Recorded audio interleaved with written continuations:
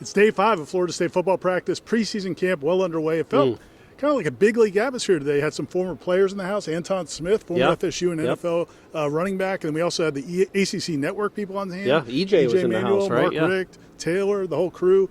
It's just cool, man. It felt like a little bit bigger atmosphere today at practice, I think. Okay, that's how I felt. All right, every day is a big day for me, man. I don't let outside distractions, outside influences dictate what I feel about it at all. You control what you can control. And I controlled another solid practice from Florida State. I controlled watching it anyway. I thought overall, again, we're still in late July. It's hard to remember. I just looked at my phone. It's like it's July 29th, and we're 5 days into practice. That's bizarre. It was another. They're not in full pads yet, but they're in shoulder pads and shells, and they're still physical, man. They're still hitting. I think you're seeing, you're starting to see some things kind of materialize, I think, in different positions. I mean, the one interesting thing, I think a really neat thing is how much they mix and match on the first team, second team, third team. I mean, you look out there one time and you see, every position, it seems like, you'll be like, oh, that's who's going to start next to Shaheem at safety. And then 2 reps later, it's somebody completely different. At linebacker, you'll see completely different. It's almost like line shifts in hockey. Yeah. And then same thing on the offensive line. They're mixing and matching so much. And it seems like they're still executing, which I think is a really good sign. Yeah, and I think there's a cool moment. Like I was watching, they did a bunch of 11 on 11. Really, the last 2 or 3 days, they had 11 on 11 inside the 10-yard line. I think it ended up being a nice play for the offense, but it's because Josh Farmer and Darrell Jackson are just known quantities. They're known commodities. You almost don't even watch them that much. You're looking for the new guys and who can make a splash. But there was a play where it was just like, and they don't play. They're not out there 50 snaps. It's not like the fourth quarter of the Miami game.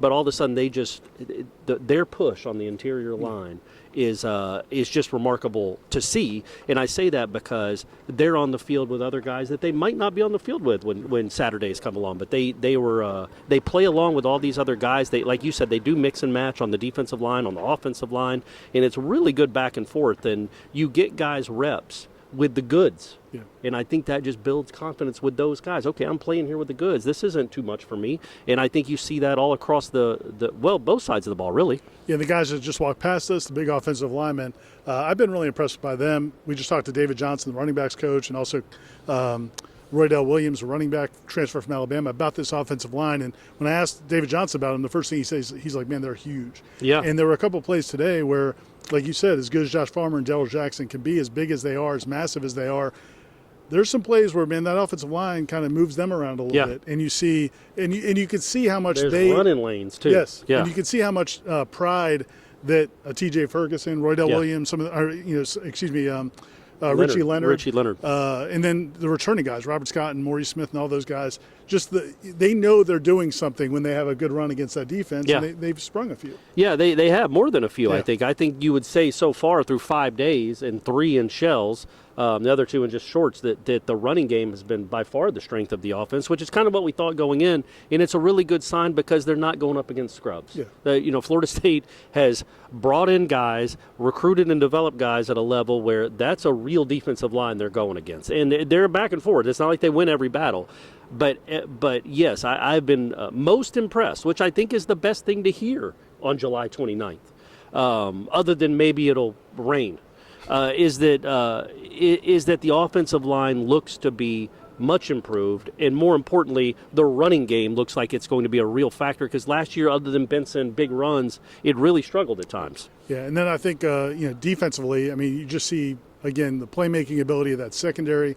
More and more, and a lot of those young guys that we don't talk about a lot, but I mean, I think you're going to see Edwin Joseph play a lot. Jabril Rawls, I think, is going to play a lot. Conrad Hussey, obviously. Don't forget about Quindarius now. Quindarius Jones is the guy. Yeah, he's definitely right there with those starting corners. And so, yeah, I mean, it's you see the depth at that side in the competition.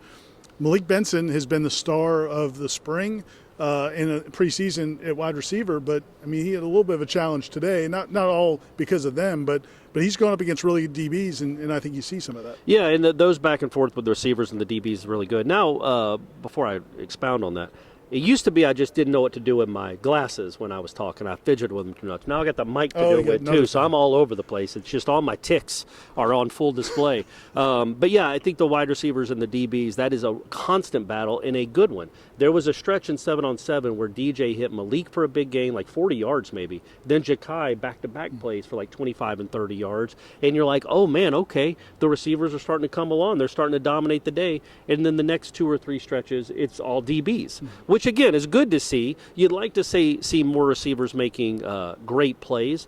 You haven't seen a ton of that, but you've seen enough to know that there is real talent there. There's real talent there, and we're in day 5.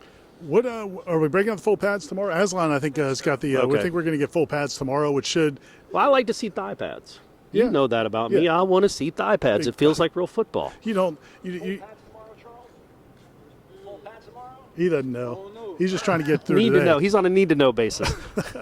Another one of the talented young defensive backs, Charles Lester, walking by. But yeah, and he's getting. Think about the work he gets too. Like he goes up against Benson. It's not like it's veterans versus veterans all the time. Like there was a play in 11-on-11 where McCoy was up against Cypress and beat him for like an 8-yard gain. LaWayne McCoy, by the way, who's going to maybe be a star. He's got that special something about him, it seems like.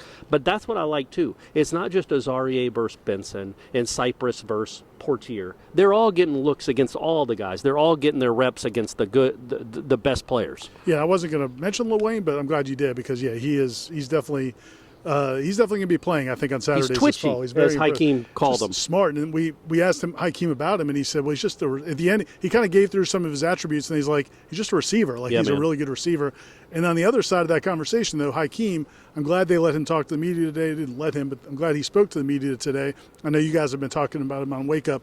He is a completely different guy. He has taken. I think he's taking that leap now to where you look like, okay, he's a guy that can play on Saturdays, not just play, but help this football team. Yeah, I mean, I think he's in line 5 days in. He's in line to play a ton. I think we think Benson is the guy. Glasses. I think Benson is the guy right now, is the number one, potentially, probably, that I've seen so far, but you don't know for sure. But all these guys are going to play a lot. It seems like there's opportunities for all these guys to play a lot. And that's good to see, man.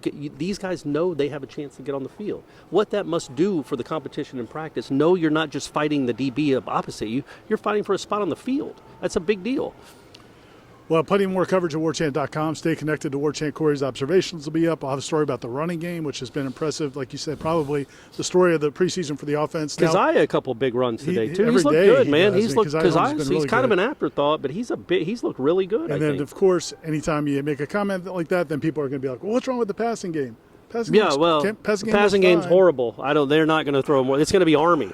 It's going to be like watching Army or Navy this year. It looks fine. There's nothing to worry about. But the running game has been noticeably impressive. Yeah. So we'll be writing about them some today. And did you hear me on Warchant when I said that watching DJ sometimes feels like boring in a great way, like watching Jordan Travis last year. Like, he never made any mistakes. Now, DJ's not perfect. Jordan wasn't perfect last year, but you'd watch those three plays that they run, they rotate the quarterbacks in, and you're like, all right, yeah, you hit the running back in the flat for 12, you hit a tight end over the middle for 14, that was a 3-yard gain. Like, but I see that with DJ a little bit too. Not to that extent yet, but you see that with him. And you want to see that. And then also, there have been some special plays too. There was a play, I think might have been Saturday, where he kind of, I can't describe the play to you. Sorry. I apologize. Aslan will yell at me for giving away trade secrets.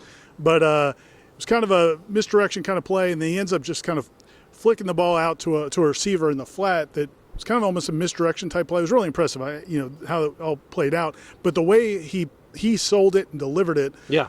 Like one of the playing a quarterback. One of the analysts turned around to me and just kind of raised his eyebrows. Like, it was just impressive. And he's got some feel for that kind of stuff. Yeah, man, he's a quarterback. Yeah. He is a quarterback, and he's been doing it since I assume he was 5 years old, and he's been doing it at this level. This is his 5th year at the high majors. The majors. That's a word, right? It is the majors. The most majors. It's the most majors level of football, man. So, yeah, he knows those little trades, those trade secrets, those little tricks of the trade, and you see that, man. He just looks calm. He just is calm. Nothing really rattles the kid.